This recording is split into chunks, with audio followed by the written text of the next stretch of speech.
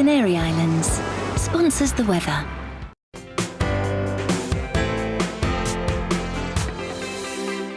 You're watching GB News live across the UK and the world on our digital stream. GB News is Britain's news channel. We are the UK's home of discussion and debate from all perspectives. We are here for you. Don't forget to join our YouTube community by clicking on that subscribe button. And if you want the GB News app, you can click and catch up on programmes anytime. We love to hear from you, so email us. gbviews@gbnews.uk. Thanks for being part of the GB News family. My name is Andrew Doyle. Join me every Sunday evening at 7 p.m. for Free Speech Nation. This is a show where we address current affairs and news stories of the week with the help of two wonderful comedian panellists. I brought in comics because I want to give it a lighter edge, and also they work for less. See you there.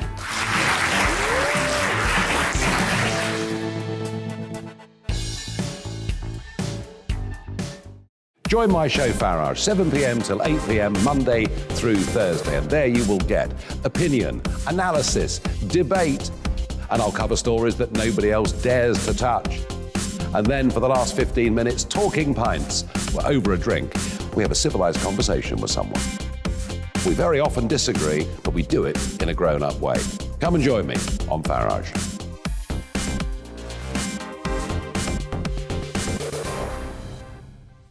I'm Colin Brazier.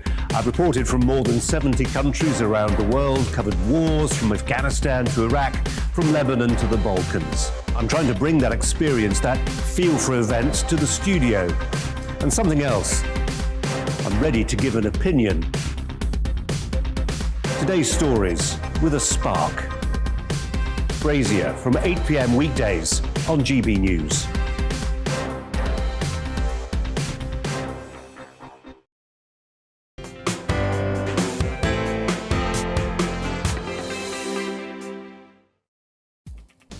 Hello, good evening. It's 6 o'clock and I'm Alastair Stewart. On the show this evening, a sigh of relief as ministers jump on the new COVID numbers to say there is no need for further restrictions in England yet. But in Scotland, the grip tightens, prompting anger in the hospitality sector and elsewhere. And confusion in class. Schools are warned of further restrictions next term, but few former teachers seem to be volunteering to return to the chalk face. All of that and a little bit on the cricket as well, still to come. But first, let's bring you right up to date with all of the news headlines. Here's Polly Middlehurst.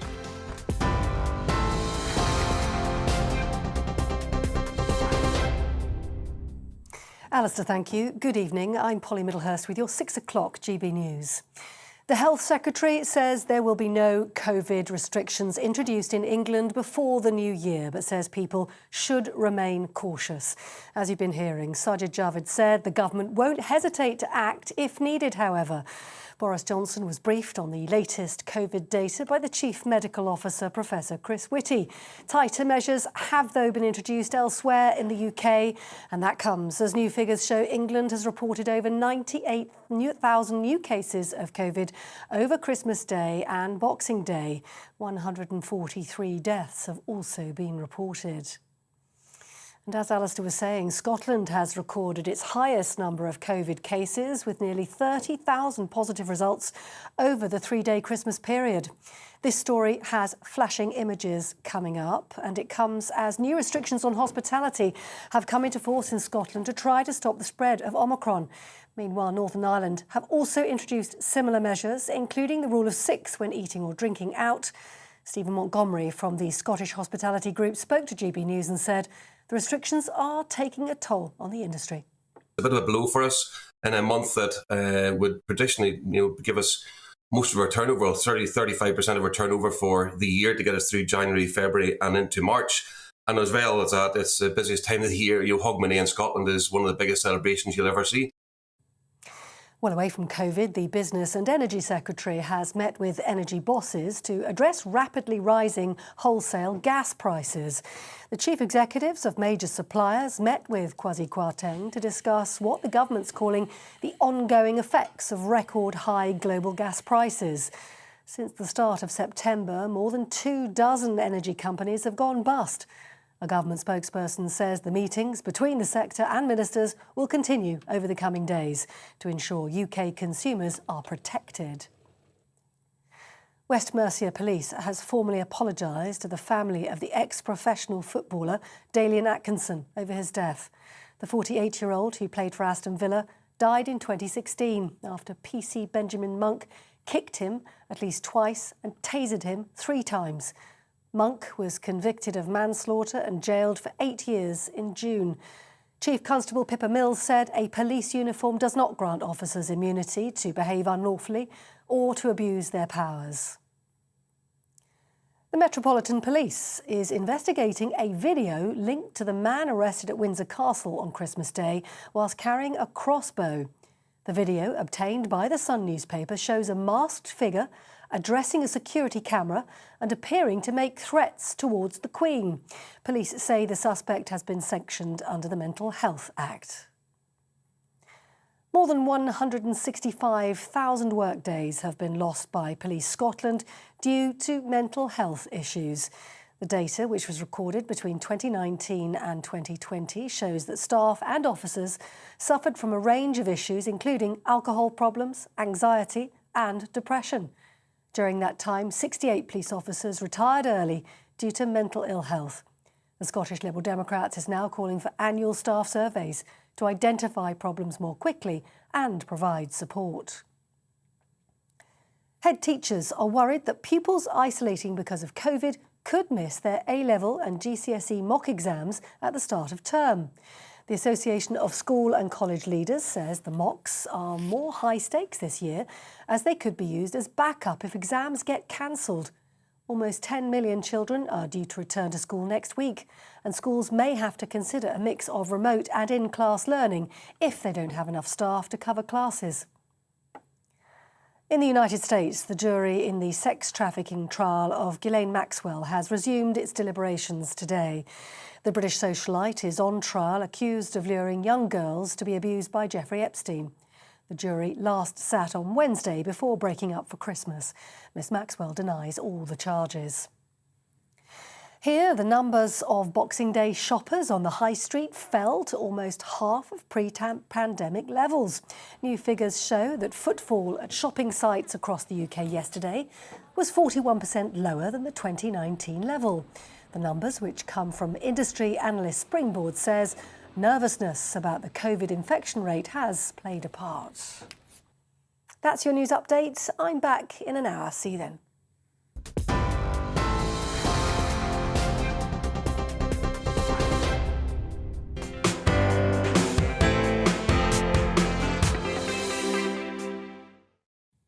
Thanks, Polly. So, COVID infections hit a new record high on Christmas Day, 113,628. But there are to be no new restrictions in England. Boxing Day was lower, and the last 24 hours lower still. The cautious point out that the holiday period was probably likely to yield fewer test results anyway, as we all celebrated Christmas. But it was good enough for the government. Hospitalisations, however, were a little up, which is probably why there was still a note of caution in the Health Secretary's voice when he said, "We must remain cautious," and only ruled out fresh restrictions until, as I said, the new year. Now, there's no doubting that the Prime Minister's been under intense pressure from business leaders, not least in the hard-pressed hospitality sector, but also from fellow ministers and other MPs in his own party. So, is it good science or good politics and economics? Joining me now, first of all, is the Conservative Member of Parliament, Andrew Bridgen. Andrew, good to see you. Do you welcome Sajid Javid's statement of the Cabinet's decision? I do, and I think, with regard to your previous remarks, I think it's good politics and it's good news for the country. It gives business and the public the certainty they need that there'll be no new restrictions before New Year. People can plan their businesses, order their supplies and schedule their staff. And the reason that we haven't got any new restrictions is the excellent news that the data that the Prime Minister is being given doesn't support that. Yes, infections are up, but hospitalisations with the Omicron variant are relatively low. People are also not suffering a lot of severe illness. They're in hospital for less time, and thankfully there'll be fewer deaths. At what point do you say it's all over? We can move on, we can move forward? Well, Omicron, the centre of the infection has been in London. We've managed in London to cope with all of this, despite the fact that, quite shockingly, a third of people in London actually have taken no vaccines whatsoever. So we can cope in London. As it spreads out to the rest of the country, we should be able to cope actually rather better than we have done in the capital. You said that you were cautious when you talked about the hospitalisations. My understanding is that we can deal with almost any number of infections so long as it doesn't lead to an increase in hospitalisations. It did, albeit modestly, and still in the 7,000 territory. Are party politics playing too big a part in these decisions? No, not at all. I think I've said to you before that, lockdown restrictions, there's a lot of collateral damage to wider society, the fabric of our society, mental health, and of course the economy. I think we need to use them as very much a last resort, not a first resort. If the NHS can cope, and if they've coped in London, I'm confident they'll be able to cope in the rest of the country. I think the biggest threat to the NHS and every business and every organisation, it will be absenteeism due to self-isolation of people who have contracted the Omicron variant. It is highly transmissible. That's why the government, and I welcome the fact they've cut the self-isolation from 10 days to 7 days. I would actually go further. I'd lateral flow test people every day, and if they don't have virus particles in their nose or their throat, given this is a respiratory disease, clearly they're not transmissible. If they feel well enough, I think they should be able to return after 3 days of negative testing. Some of those absentees in numbers are in the health service itself and also in the education sector, with schools due to return in fairly short order. I mean, those are serious concerns. They're not incidentals. No, it is highly transmissible. But the good news about that is that it's going to peak very quickly. If it's similar as we expect to how it occurred in South Africa, 3 weeks from the first infections, it will peak. It will certainly probably do that in London, and it'll peak in the rest of the country sometime after that. In which case we could be out of this situation in 6 weeks. And also, infections in South Africa rose very, very quickly. It's highly transmissible, but they also dropped very quickly as well once you'd passed the peak. And I think we're going to be about there now. Finally, Andrew, and these are two subjects that you and I have also talked about on many occasions, health as we are now, but also education and getting the schools back up to stream and delivering exactly what we want. I'm going to be talking to Carol Sikora in a moment, who you know and is gravely concerned not only about cancer referrals but waiting lists as well. And there are many, many other ailments. And we're also going to be talking about schools and how we get them back up to speed. Are you confident that Sajiv and also Nadeem Zahawi for education have got a game plan in place for when your optimism becomes reality, that we can really hit the ground running on all of those other NHS challenges and the schools? Well, they know that the public are going to be demanding action on both education to see that our young people catch up with what they've lost during COVID, and also the huge backlog of the NHS. I think those are two huge issues which clearly they're going to have a big impact on how people vote at the next general election. I'm sure the government are fully aware of how important dealing with those issues are, and it's really important that our schools reopen on time, because, again, those young people, those children, they need that routine, and also their parents need to go to work as well, and they need those schools to be open. We've lost enough of our education from our next generation already. We can't afford to fall back behind any further. Final one, quick one, cheeky one. Is the Prime Minister creeping back into your affections, Andrew? Well, he's doing the right thing, and I believe he's doing it for the right reason.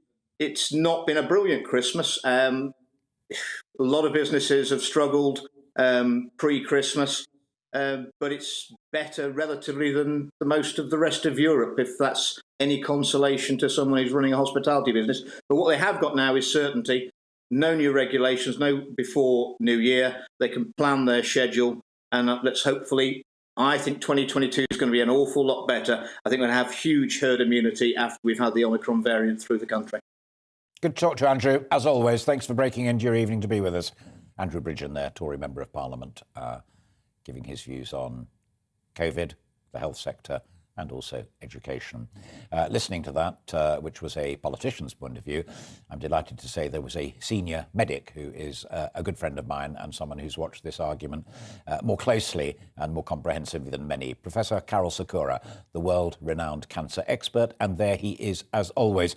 Karol, I've got lots of questions I want to put to you, but I want to pick one up straight away from Andrew Bridgen there. He says, forget today's numbers and what have you, that it's absolutely crucial that Sajid Javid for health and that Nadeem Zawi for education, which I know you also care about, have game plans in place to hit the ground running once we go from amber to green as far as the COVID threat's concerned. Are you confident they both have?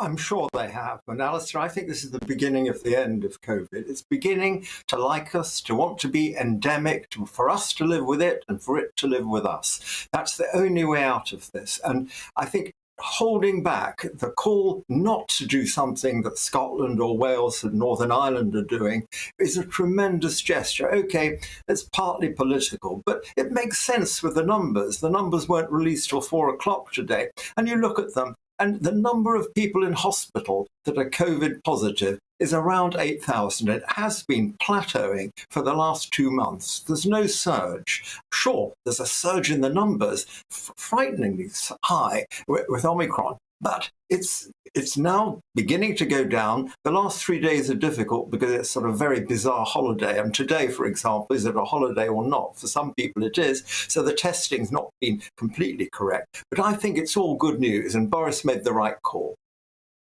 As an oncologist, a cancer expert who is deeply worried about referrals, treatments, operations, what have you, to pinch your word, is that plateau of hospitalisations because of COVID a plateau with which you and colleagues can now work? It is 8,000 out of a total bed number of 141,000 acute beds in the NHS. So that's less than 10%. Anything less than 10% without, even more important, without the ICUs being flooded, so major cancer surgery has to be cancelled because there's no ICU bed for a routine period of 3 to 4 days after surgery. So these are the problems facing the health service. The other one that Andrew pointed out, the absence of staff. People shielding from COVID because they're isolating, because they've tested positive. Hopefully, over the next 2 weeks, as it did in South Africa, this will come to a peak and gradually die down. Then we'll be back to normal.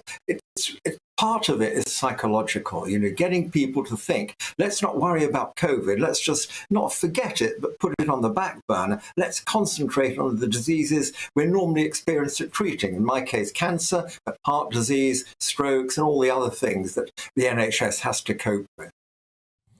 In your view, and it's a bit of a cheeky one because you're an eminent medic and scientist, you're not a politician, although you take a keen interest in it, I know.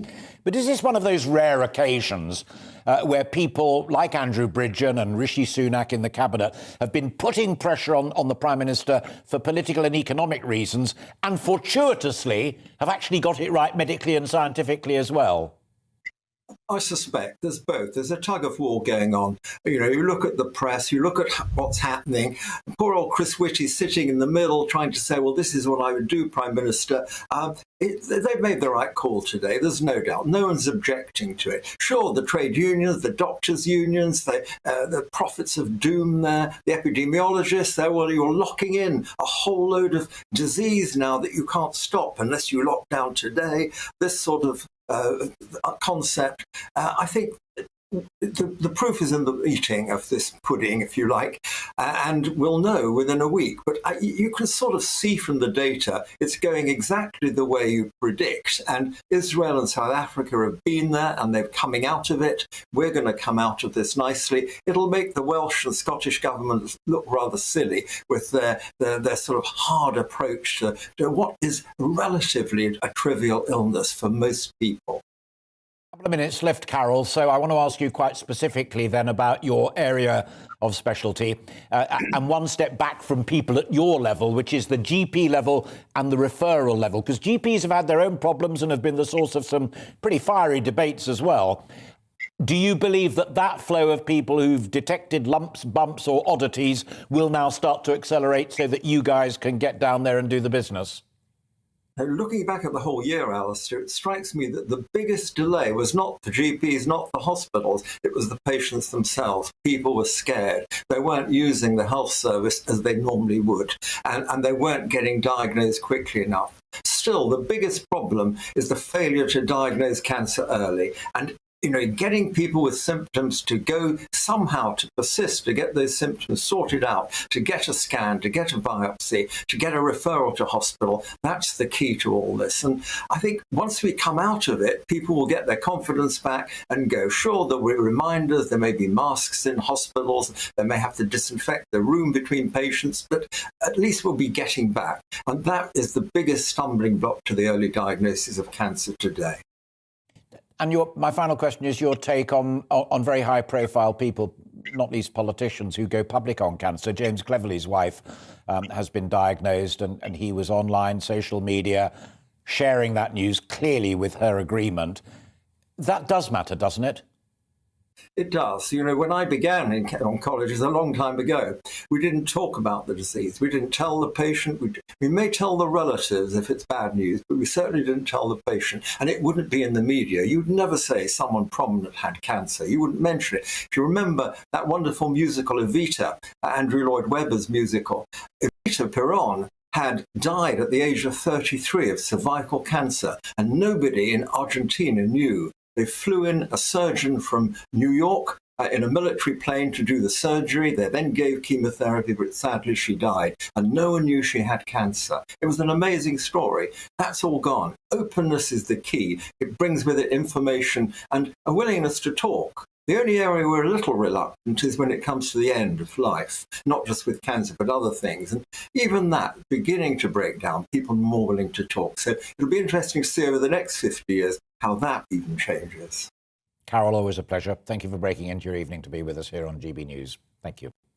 Professor Carol Sikora, extraordinary, talking about the politics and the health and the high science of COVID and the health service, and end up with a lovely and appropriate passing reference to Evita. All things are here on GB News. Coming up, I'll speak to GB News' very own Neil Oliver on the day that COVID restrictions have been tightened, much to the anger of Andrew Bridgen, as you just heard, in Scotland, and also Carol Sikora. But first, let's bring you right up to date with the weather. It's time to remind ourselves there's always another winter. Canary Islands sponsors the weather. Looking ahead to this evening's weather then, and the UK is looking cloudy for many of us with outbreaks of patchy rain moving north. But let's take a look at the details. Turning increasingly windy across the southwest this evening with gales towards the coast.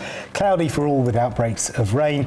Very mild with temperatures well above the average. It'll also be breezy towards the coasts in the southeast, but light winds further inland.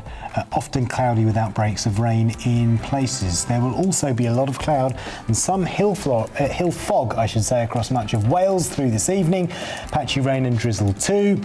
Large parts of the Midlands also on the cloudy side, though fairly dry. However, a few outbreaks of rain and drizzle are still possible. Temperatures around 8 degrees Celsius. Looking at the north of England, we will see increasing amounts of cloud with outbreaks of rain and drizzle moving northwards. Fairly chilly evening for many, with temperatures around 6 or 7 degrees Celsius for most. Scotland will be largely dry with some clear spells, but perhaps a few showers in the north and west too. Thicker cloud and rain arriving in the far south later.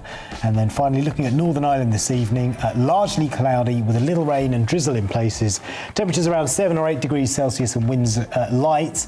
Overnight it will be mostly cloudy across the UK with some heavy rain in places, windy across the south too. And that is how the weather is shaping up overnight into tomorrow morning. Canary Islands sponsors the weather.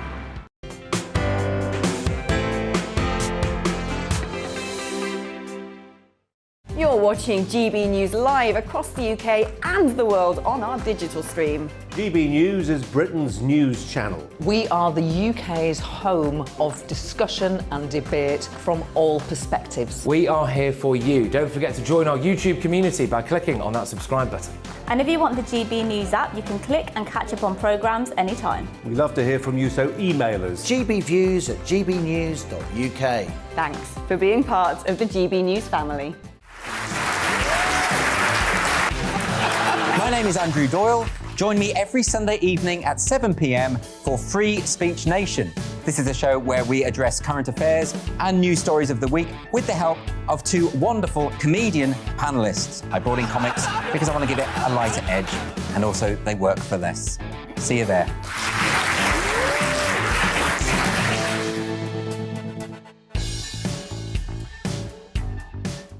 Join my show Farage, 7 p.m. till 8 p.m. Monday through Thursday, and there you will get opinion, analysis, debate, and I'll cover stories that nobody else dares to touch. And then for the last 15 minutes, talking pints. We're over a drink. We have a civilised conversation with someone. We very often disagree, but we do it in a grown-up way. Come and join me on Farage.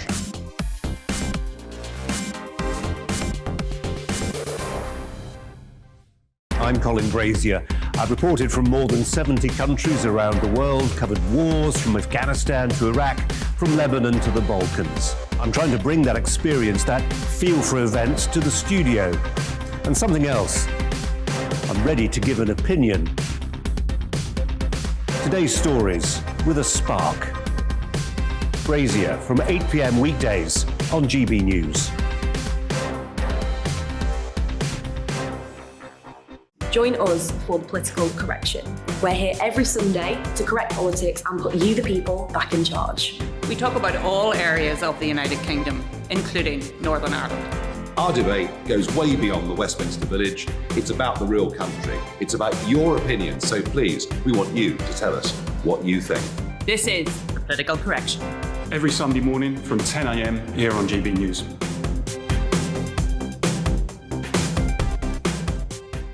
You're watching GB News live across the UK, the world, and our digital stream. GB News is Britain's news channel. We are the UK's home of discussion and debate from all perspectives. We're here for you. Don't forget to join our community by hitting the subscribe button. And download the GB News app so you can click and catch up on programmes anytime. We love to hear from you. Email us at gbviews@gbnews.uk. Thanks for being part of the GB News family.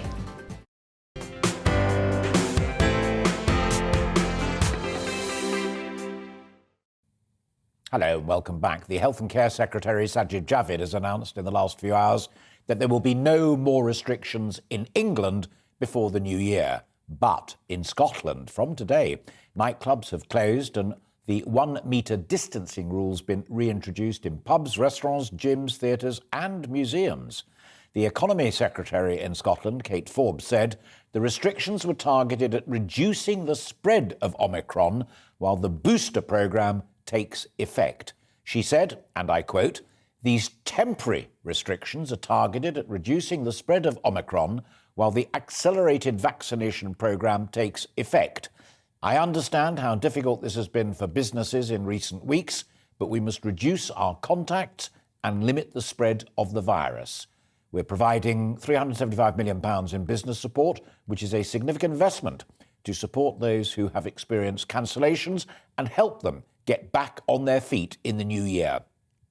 The best way to support business sustainably is to get the virus back under control. Please get your boosters and stay at home as much as possible just now." Well, I'm delighted to say that joining me now is fellow GB News presenter and fellow Scot, my friend, Neil Oliver. And there he is. Very good afternoon to you, my friend. What's your take on the Scottish government's further tightening of restrictions?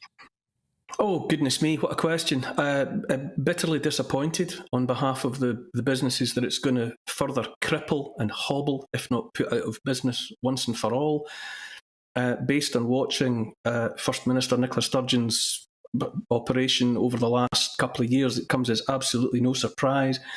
I remain convinced, as I have been almost from the beginning, that this is a level of power over people's lives that Nicola Sturgeon would not have acquired any other way, and that now that she has it tucked under her belt, she's resolutely determined to wring every last drop out of that unnecessary ill-gained power over people's lives. It surprises me not a jot that she's done this, but it'll be a disaster for businesses. It's a further discouragement. It casts a further pall of depression over the sectors that so needed a boost. That Kate Forbes was talking there about this being the best thing to protect business. The best thing for business in Scotland, as elsewhere, is for the government to get out of businesses' faces and let businesses conduct business and try and recover some of the financial losses that they've had to absorb over the last 20-odd months. I want to make one thing crystal clear before we progress on to some of those points of detail, because you and I have discussed this. We haven't always agreed, which is good, and we both enjoy that and we both celebrate it. But for you, this is as much a point of principle as it is about science and medicine, isn't it? Yes, because I don't have the scientific background or the medical nous. I read as much as I can and I understand what I do, but I don't claim to come at this from either of those perspectives. I come at it from a moral standpoint, from a humane standpoint, and I look around me at the damage that's being done emotionally and materially and financially to the private sector, to the businesses, the shops, the pubs and clubs and cafes and restaurants around me, just within a couple of miles radius from where I'm sitting right now, and I can see the harm that's being done. I don't accept that there's a scientific or a medical justification for continuing to apply these restrictions. I simply don't. Now, and I've already said with the caveat that I don't have the medical or the scientific background, but I think it's fairly evident that lockdown, and I'm using that as an umbrella term for all of the restrictions, whatever from that lucky bag of miseries that's doled out to the people over the last 20-odd months, they haven't worked. They have not done anything. They haven't reduced the spread. They haven't reduced the number of people contracting COVID in any of its variants.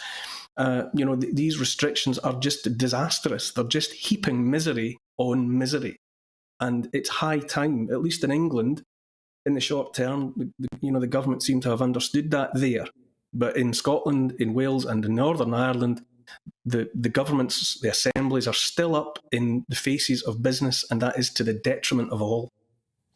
I was with you in the analysis, although, as I say, we have disagreed in nuances of it over the past, until you got to the point saying that none of them have had any impact at all on first wave, second wave. Whenever restrictions have been introduced and jabs have come in and taken off and boosters have been given, the numbers of infections in the first part of it declined. Not now with Omicron, I completely accept that. Hospitalisations declined and deaths declined. I can understand your principled disagreement with it, but the statistics are there for all to see, Neil. Well, the rollout of vaccination also coincided with the natural progression from winter into spring and into summer, when you would expect the number of people who were ill or hospitalised with respiratory infections of any sort to decline anyway. The timing was very fortuitous. You would expect people to be in better health in the spring and in the summer. As we came into this winter and approaching this Christmas, lo and behold, like a gift to those politicians obsessed with power, they found somewhere this Omicron variant and managed to get terribly excited and upset about it, when much of the scientific opinion coming out of South Africa and elsewhere was saying, we've had this and seen this for longer than you. We think it's mild. There were specialists saying that it might be just the ticket to let as many people as possible have a brush with Omicron to recover naturally from a mild illness, and then have natural immunity, which all of the immunology textbooks for decades have said is the gold standard of protection. But there was a concerted attempt made to see Omicron only as a bad thing.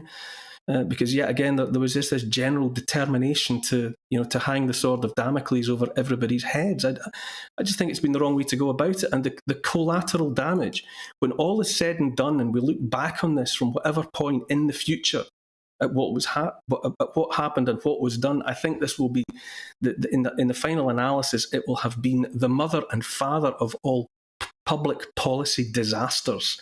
Lockdown and all its little wizards will be seen to have done nothing but harm.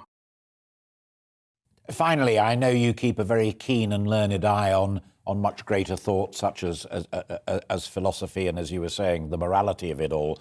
But back to the grubby business of pure politics. Do you think that sword of Damocles is also hanging over Nicola Sturgeon and her SNP in the political arena, in the sense of going forward to the next elections and even the possibility of yet another referendum? How much trouble do you judge her to be in? Well, how much trouble is she in? That's hard to tell, because there's a supine media up here that aids and abets, every bad decision that she makes. There hasn't been much in the way of meaningful political opposition to her. However, if you're asking me, I would say independence is a prospect of the distant past. Its high water mark was in 2016. Any appetite for it has been in decline ever since. I don't take Indy Ref 2 or whatever you might want to call it as any kind of realistic possibility, far less a threat. I think that underscores why Nicola Sturgeon's behaving the way that she's doing, because this is the fantasy that she's got at the moment. As someone like Nicola Sturgeon dreams of having control over people's lives. She calls herself Chief Mammy. It's a fantasy for her to have people looking to her for permission to go about their everyday lives. But the dream of independence for the SNP and their political supporters is the stuff of yesteryear. It's gone. It's not realistic. And it's partly for that reason that Nicola Sturgeon, like Mark Drakeford in Wales, she cannot bear to surrender, to hand over the power that she was gifted on account of this unprecedented, unexpected emergency. But, independence is gone. That move has gone. It's not a realistic threat. I'm not worried about it, and I haven't been worried about it for some considerable time. That possibility is no more. I don't expect to talk meaningfully about the prospect of a referendum on independence for decades, if at all again in my lifetime. Neil Oliver, always a pleasure to talk to you. Have a lovely evening and enjoy yourself where you are. That's my friend and colleague, Neil Oliver, with his views on COVID and what's going on in Scotland. Now, presents received and opened, some probably already broken. Children will soon be turning their attentions to the dreaded return to school. Some look forward to it, but let's be honest, mostly, ooh. But what awaits them when they get there? Frankly, many schools don't know, let alone the children. There's talk of a mix of online learning again, other remote learning mechanisms, lockdowns, bubbles, and whole groups of children being sent home if one tests positive. There's also the distinct possibility of too few teachers due to COVID infections, as Carol Sikora and I were just discussing. Oh, and also resignations. What's more, the Education Secretary's invitation to retired teachers to return doesn't seem to have been a huge success yet. Well, I'm delighted to be joined now by Fraser Westmoreland, who is the head teacher of Mundella Primary School in Folkestone. Always good to see you. First things, the general picture, how clear is what you and the staff you employ and the children that you educate, how clear is the picture of what awaits them in the first week of January?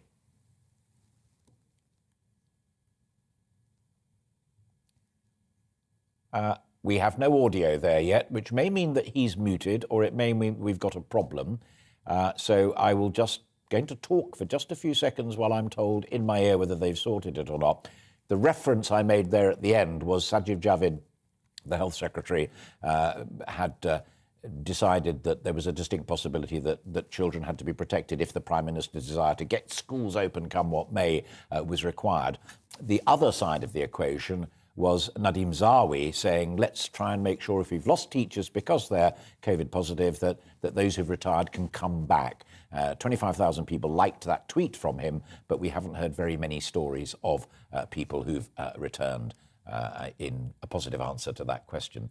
Now, I am told that Fraser Westmoreland is there now. Before we go any further, can you hear me, Fraser? I can hear you, Alistair. Thank you. That is excellent, and I can hear you as well. So the question where we lost you, and I think you'd begun to answer it, was how clear is the picture of that first week of January for you as a head, the team you work with on your staff, and the children you educate? How clear is the picture of what it's going to be like? Well, I think, sadly, it's about as clear as it was this time last year. We have an idea of what may well happen, but as always, head teachers are preparing for all eventualities and waiting to see what announcements will come up. But yeah, being ready in as many ways as possible, readying staff for the potential for any online learning, and just getting all of the things in order. Is that because COVID itself, from a health point of view, is too variable a factor in the equation? Or is it because the Department for Education and local authorities have just been poor in their communications with you? I think there's a number of factors there, to be quite honest. But the reality of it is no two schools are identical. So the capacity to be able to have one strategy for any group of schools is almost impossible. So we just need to be ready to do lots of different things in lots of different ways. For example, in Kent, where I am, there are a number of small rural schools where there are only a handful of teachers. So they need to recognise that for even one or two members of staff to be away from school could be quite a challenge for them to be able to maintain the curriculum and the teaching and learning for the children in the school. Whereas larger schools, it may be easier for, but there's no way of knowing. So preparing for the worst eventuality and hoping for the best is something head teachers have always been able to do. Robert Halfon, the chair of the Education Select Committee, always said in this crisis the key thing that could be done, nothing to do with money, nothing to do with resources and the rest of it, but was to empower heads so that the head could do whatever was appropriate for his or her particular school. Do you reckon that Nadeem Zahawi's embraced that? In reality, I'm sure that is what they would intend. It's hard for them to be able to say that any one strategy, as I said, should be appropriate. But as with all things, head teachers have to look at the risk analysis of their own individual schools, the capacity of the teams coming in, the accessibility to additional members of staff. In fact, in Kent, what we've put together with Kent Association of Head Teachers and the County Council, we're actually having a meeting this week, a summit, so to speak, so we can look at all information to this point and offer a ready reckoner for schools going back on how they might be able to get ready for children coming in and make themselves most appropriately prepared for what's going to come at them. Brilliant, if I may say so. In passing, a pooling of ideas and experiences always makes good sense. What about the staffing level situation? I mean, I wasn't mocking the Education Secretary's tweet, and I can see merit in getting people back in who've recently retired. But we did a programme on it the other evening, and there were real worries about the tests and licences that have to be given to make sure you haven't done anything naughty since you were last teaching, the health dimension of it, the vulnerability particularly of older teachers who may come back to give it another go. What's that picture look like in your school in Folkestone and in Kent? It's always a challenge to make sure that you have the right people in the classrooms at the right time. I've worked with some extraordinary teachers over the years, many of whom have moved on from teaching or retired, and I readily welcome them back into the classroom. But really, familiarity with the schools that they're coming into is important. For the children, building up those relationships with new members of staff is really quite difficult. So the challenge of bringing anybody in at the last moment can always make things more interesting when they come into the classroom. But being ready for it, it's something that we're always aware of. We have a vast number of supply agencies across Kent who have teachers on tap, so to speak, but we're seeing the numbers that they have available to them dwindle over this last few years. It's been more of a challenge for schools to find supply teachers. But fortunately, we've got a really committed team at Mandela Primary School, and we've been able to get through this last year quite sensibly. Brilliant. I'm glad to hear that. I mean, you're implying there that some who may come back after a year or so need, as it were, almost to do a catch-up course in-service training, as I think you call it in the profession. But sticking with that notion of catch-up, That's been a red-hot topic since Sir Kevin Collins did his report on it and the arguments over money in the last budget. You're in the primary sector, and catch-up is important for them as well. Clearly, it's much, much more important for the older children as they approach GCSE, let alone A-levels. Are you confident that we're now looking in the right sort of directions at catch-up, or do you fear, as I know many teachers do, that it's going to just be shrugged off because it's too expensive? It's difficult because different children need different things, as you said, at different times. However, what we've noticed all the way across the sector, whether it's in primary or secondary, really coming back into school and getting back into the systems and routines has been the most important thing, which is why I think that notion of trying to get all children back into school is really important. So what we've managed to do at Mandela Primary School, we had the children back into school as soon as humanly possible when we were able to during the first lockdown, and kept communication and normality, so to speak, with the children during the second lockdown. And I know across the secondary schools, they've been trying to do the same thing. So having those systems, those routines, coming into school, getting into the classroom, seeing their friends, those communication and relationships with the teachers have been really key. Now, in terms of academic catch-up, obviously, teachers always assess where children are and try and identify where there may be gaps in their knowledge, particularly when it comes to specific elements of examinations and readiness for, say, GCSEs or A-levels.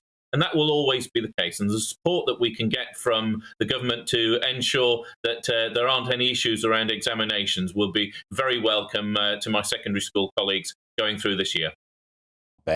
I always like to try and be positive as well as pointing out things that may be causes of concern. Have you learnt any tricks as a result of these last couple of years with the coronavirus?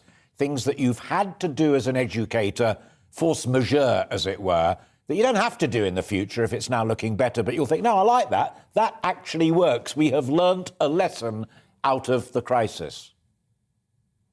I think there will be some things, certainly there's some things that have been very successful. The routines of coming into school on a morning where we've made it slightly different for the children coming in. So we allow children to come into school from 8 o'clock in the morning.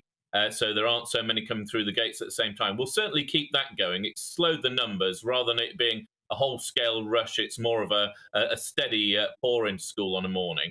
And the parents are moving out of school. The pickup times have been better. But on the whole, I think schools are just looking forward to continuing to work with their children and make this school the safest, happiest environment that it can be for them to learn in. Happy and safe. Angus, as I said at the beginning, it's always a pleasure to talk to you, both on the critical side and on the positive side. Thank you very much indeed. That's Angus Fraser from the primary sector down there in Folkestone, Kent. Next, we will look back. Fraser Westmoreland, I do beg your pardon. Next, we'll be looking back on another bad day for England's cricketers in the Ashes. Don't go away.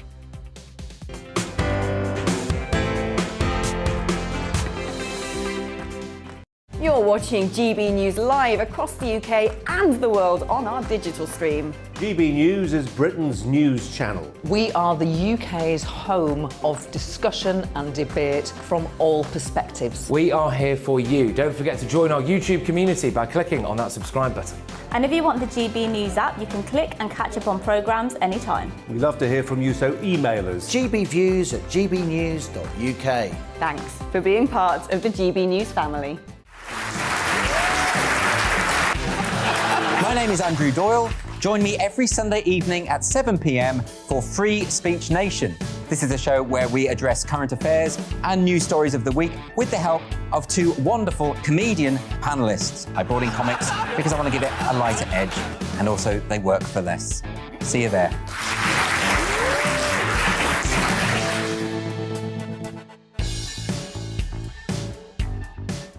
Join my show Farage, 7 p.m. till 8 p.m. Monday through Thursday, and there you will get opinion, analysis, debate, and I'll cover stories that nobody else dares to touch. And then for the last 15 minutes, talking pints. We're over a drink. We have a civilised conversation with someone. We very often disagree, but we do it in a grown-up way. Come and join me on Farage.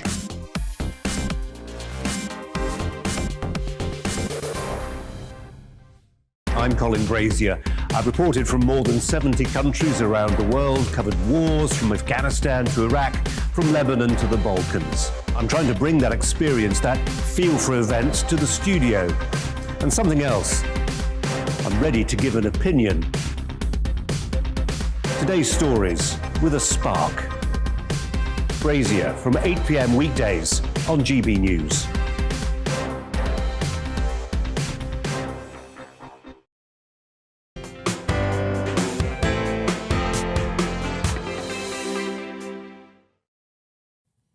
Welcome back. Do not adjust your set and please do not throw anything at it. England could lose the Ashes in just a few hours' time. Yet another batting collapse has left them in deep trouble after 2 days of the Boxing Day test with Australia. England need to win this match to have any chance of regaining the Ashes. They will resume tonight on 31 runs for a cost of 4 wickets already in their second innings, still 51 runs behind. Well, to look back on the second day in Melbourne and look forward to day 3, I'm delighted to be joined now by the former England bowler, Angus Fraser. Angus, really good to see you, and attempting a grin there, attempting a smile I can see from the corner of my eye. But England's top order has failed yet again. How much is this down to good Aussie bowling and how much is it down to bad English batting? A bit of both, really. The first thing we have got to accept is Australia are an outstanding bowling unit, and I think they've showed in this game and throughout the series how they're just relentless in the way that they, work on, I suppose, the basic principles of batting, which is defending your off stump and the outside edge, sort of protecting your outside edge and trying to avoid the ball going in the slips. And they're excellent, but England have been found short. And I suppose the more disturbing thing, there might be a couple of players in the UK that merit consideration, but these are the best batsmen that England have got at this moment in time. And unfortunately, they're not good enough because there's just so much responsibility on Joe Root. David Millan's given him some good support on a couple of occasions, and Ben Stokes is capable of producing, the brilliant, but we're going to need those to do something special tomorrow. Well, in a couple of hours' time, really, aren't we? Absolutely. I mean, we all know, whatever our sporting passion is, I mean, I've got a real thing about the horses, and you not only love cricket, but were absolutely preeminent in it when you were playing at that level. You've got to believe in yourself. You've got to believe that you can beat the opposition, be it 11 people or one person. Is there something about England versus the Aussies? Are we a little bit scared of them? Yeah, I think we are. Having toured there 3 times myself and realised how tough it is. And I think you do go there probably building it up to be, well, it is the ultimate challenge. It always has been the ultimate rivalry. And you do build it up to be a big thing. And Australia have been an outstanding side for a number of years. Obviously, Andrew Strauss's team went over there to win. But we can name the England captains that have won in Australia because we don't do it very often. So there's your Illingworth, Brearley, Gatting, Strauss. It's a really difficult thing. But confidence is a big thing, and I think England's confidence is not very strong at the moment because you go there with everybody questioning the top order. The top order don't perform, and I mean, no one enjoys being called useless, pathetic, and all the other adjectives that have been used to describe them on a daily basis. And it does take its toll. And I know you've got to try to be bigger and stronger than that, but it does wear you down. I mean, it's intriguing. You mentioned Root in passing, who's had an incredible year, no doubt about that at all. But there he stands, still a relatively young man, the premier batsman in the side, and also the captain. But he's had a heck of a lot of trouble, all of the racism rows and arguments at Yorkshire and being put under pressure in social media over it. Is it possible for even somebody like Joe Root to fall foul of that kind of pressure and not be as good as he's capable of being at the day job? I think so. And I mean, could it affect or influence your decision making? Possibly, when you've got outside stresses like he has. I mean, he's shown what a resolute character he is just by the way that he's batted over the years. Is he a great tactician? Question mark. I mean, I've been frustrated a bit by England's selection. I think this is probably the best attack that they've picked for this series, but they say they've been leaping around from one extreme to the other in the first Test match, and this is probably the best attack that we've got. So there have been some mistakes made by him and Chris Silverwood, that's for sure. But yeah, I mean, Joe Root, I mean, he looks at times, I mean, you say he's a young, fresh-faced man. It'd be interesting to see an image of him before he took the captaincy and a picture of him now, just to see how it has worn, because he does seem to be walking around with certainly the weight of, maybe not the weight of the world, but the weight of English cricket on his shoulders, or maybe the weight of England's sporting prowess and on a weekly basis on his shoulders at this moment in time. Brilliantly put, as I would expect from you, Angus. Great to talk to you. Thank you very much for breaking into your evening to talk to us about the current state of affairs about cricket, that match, but also what makes a great guy like Joe Root tick, and just once in a while not tick. Finally, to one of my highlights of the Christmas period. In her address to the nation, Her Majesty the Queen spoke poignantly about her late husband in what was an emotional address to the nation. Now, Dr. Gavin Ashenden, a former Anglican bishop and, more importantly, former chaplain to Her Majesty, told us his thoughts about that speech. I thought it was very beautiful. Isn't it wonderful the way she embodies the nation's great-grandmother so beautifully. She divided it into 3 parts, and each of them was very personal and special. She talked about Philip and the experience of bereavement and loss, and that will talk to so many people who have lost people they've loved this year to death, COVID or otherwise. She talked about accessing the inner child within us, and that's probably a very sensible challenge to us at this dark part of the year when a lot of people are finding it difficult to make ends meet and to manage. And then finally, she talked about Jesus and the way in which he had been the bedrock of her life and experience. All of our lives have been affected by coronavirus. I was looking forward to welcoming my daughter home for Christmas, and she's now sat in a bedsit hundreds of miles away all by herself.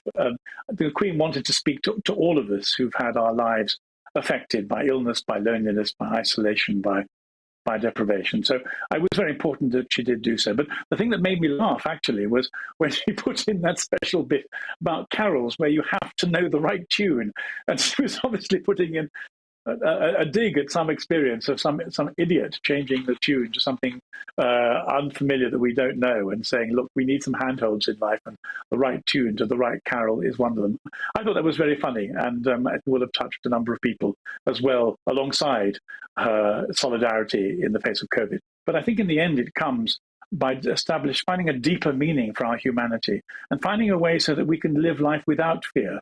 We can find values of love and forgiveness and hope, and finding in God a companion, which of course is what Christ means. Christ came to be born so that we could put a face to God, put words and a voice to God.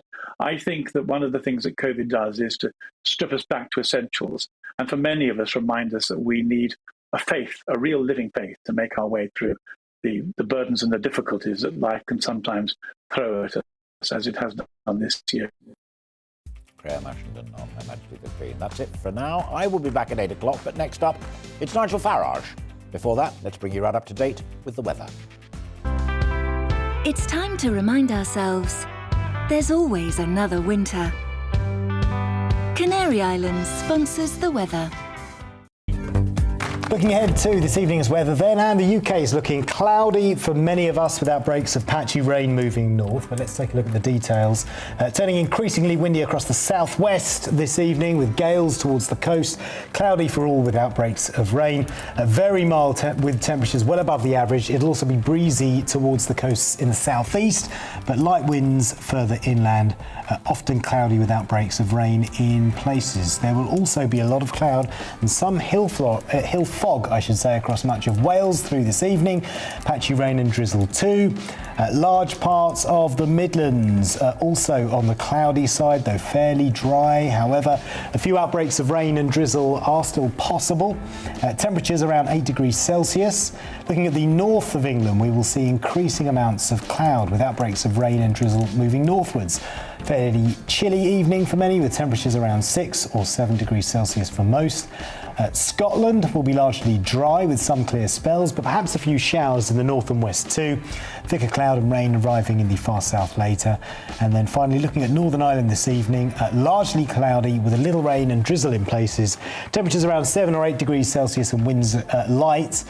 Overnight it will be mostly cloudy across the UK with some heavy rain in places, windy across the south too. And that is how the weather is shaping up overnight into tomorrow morning. Canary Islands sponsors the weather.